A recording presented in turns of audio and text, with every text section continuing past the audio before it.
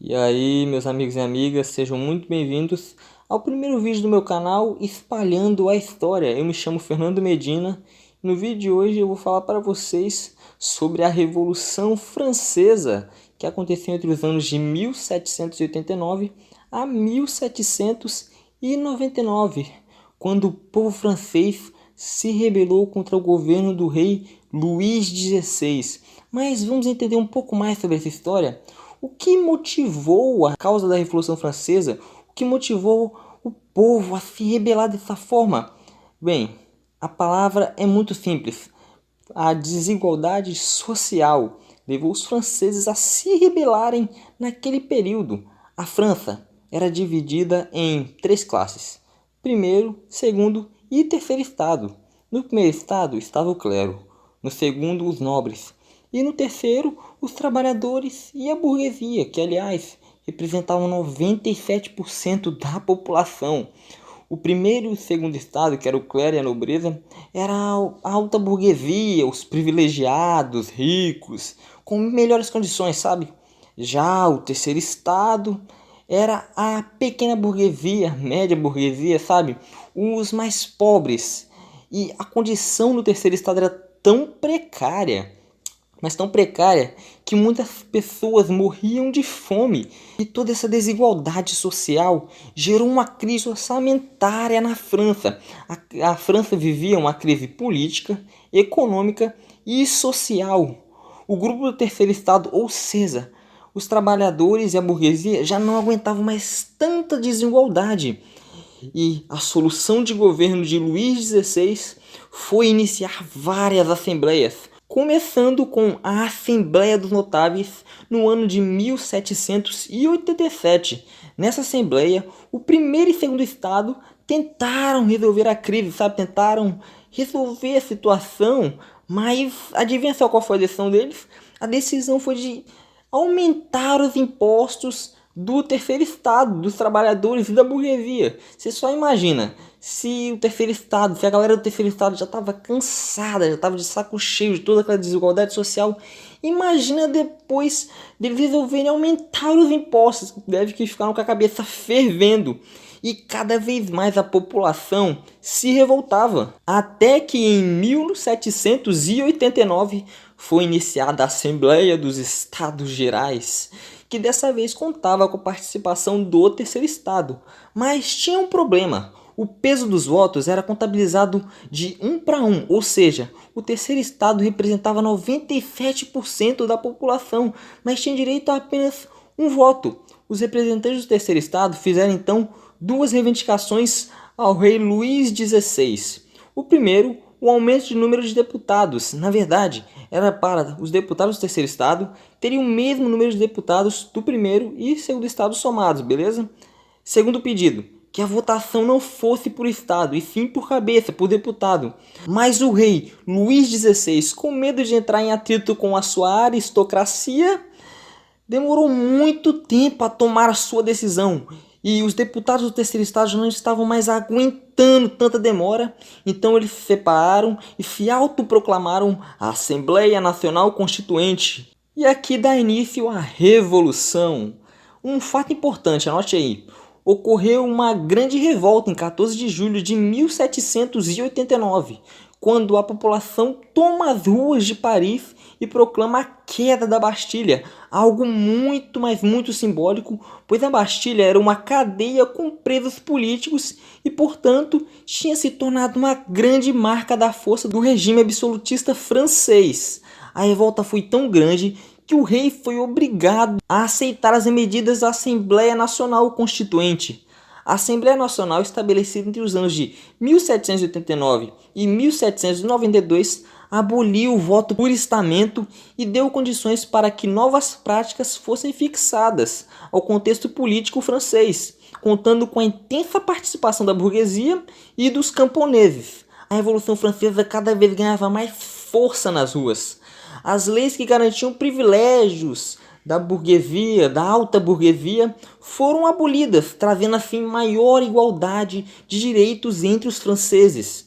Foi criado então, em 26 de agosto de 1789, a Declaração dos Direitos do Homem e do Cidadão, que deu fim a qualquer dispositivo legal que diferenciava juridicamente as classes sociais francesas, inspirada na Declaração de Independência dos Estados Unidos. O documento primava pela defesa da igualdade e da fraternidade. Em 12 de julho de 1790 foi criada a Constituição Civil do Clero, que permitia que as terras da igreja fossem confiscadas e que submetia os membros do clero à autoridade do Estado. Mas o Papa não aceitou aquilo. Então os religiosos tiveram duas escolhas. Ou era sair da França ou abrir mão de suas terras. Então muitos deles e alguns nobres fugiram da França, deram do pé dali, caíram fora dali e no estrangeiro resolveram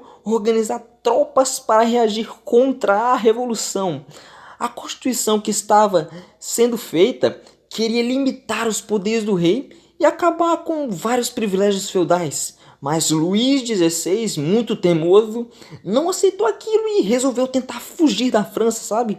Tentar fugir com a ajuda de outros reis absolutistas para se juntar com o exército que estava querendo acabar com a revolução. Mas na hora da fuga, adivinha só? Ele foi pego e preso acusado de traição. E por conta disso, os revolucionários proclamaram a República na França. A Assembleia Constituinte foi substituída pela Convenção Nacional e sua missão era elaborar uma Constituição republicana. Os revolucionários então se dividiram em três grupos.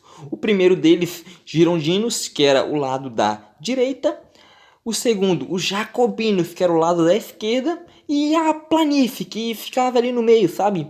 Os girondinos, eles representavam a alta burguesia, eram os mais ricos. E eles defendiam posições moderadas, queriam preservar seu poder econômico e temiam que as camadas populares assumissem o poder. Já os jacobinos, liderados por Robespierre e Cordeliers, liderados por Danton e Marat, esses representavam a pequena e média burguesia. E os trabalhadores urbanos, os sans-culottes, eles eram mais radicais, queriam o voto universal, participação popular na revolução e queriam usar violência para combater os contra a revolução. E a planície, sabe, eles estavam ali no meio, eles apoiavam quem estivesse no poder. Os girondinos não queriam tanto assim as mudanças e eles defendiam o rei, mas os jacobinos, eles eram muito diferentes, eles queriam que o rei fosse julgado e condenado à morte. Então, em 21 de janeiro de 1793, Luís XVI foi morto na guilhotina, na frente de uma grande multidão. E 9 meses depois, a Maria Antonieta, sua esposa, também foi morta na guilhotina. Os girondinos não gostaram nada da morte do rei Luís XVI. Isso fez com que os exércitos monarquistas fora da França começassem a se organizar para tentar controlar a situação. E com toda a situação para lá e para cá, os jacobinos tomaram o poder para controlar o exército e a administração do país sob a liderança do líder Robespierre. O governo jacobino foi responsável por consolidar a Revolução Francesa e garantir que conquistas da Revolução não fossem perdidas, e dividir o poder em três: legislativo, executivo e judiciário. Eles fizeram coisas como aumentar o imposto dos ricos, aboliram a escravidão e muito mais. E no ano de 1793 a 1794 começa o terrível período do terror. O período do terror funcionava da seguinte forma: qualquer um que se mostrasse contra a revolução seria punido pelos jacobinos, ou seja, muito provavelmente seriam mortos pelos jacobinos. Para vocês terem ideia, no período do terror foram mortos aproximadamente 16 mil pessoas. E por conta desse período do terror, os políticos estavam assustados e tinham medo de se pronunciar contra tudo aquilo que estava acontecendo e acabarem mortos. E para acabar com o governo jacobino, os girondinos se unem então à planície contra o governo de Robespierre. E por esse motivo, Robespierre e seus aliados foram presos e mortos na guilhotina, acabando assim com o período do terror. Então começa o Diretório no ano de 1795 a 1799. Só que esse governo se mostrou muito estável e a França voltou a ser ameaçada pelas monarquias vizinhas e internamente por monarquistas que queriam a volta do regime monárquico. E nessa situação a França ficou muito dependente do seu exército, que começou a assumir um papel muito mais importante na França. Então, em todo esse vai e vem, surge então um jovem general chamado Napoleão Bonaparte, que bem provavelmente você já conhece, e ele ganhou fama porque ele tinha liderado as tropas francesas na luta contra as forças contra-revolucionistas que procuravam por fim a revolução. E com a ajuda de muitos burgueses influentes e a ajuda do exército, ele dá então o famoso golpe de 18 de Brumário, derrubando assim o Diretório.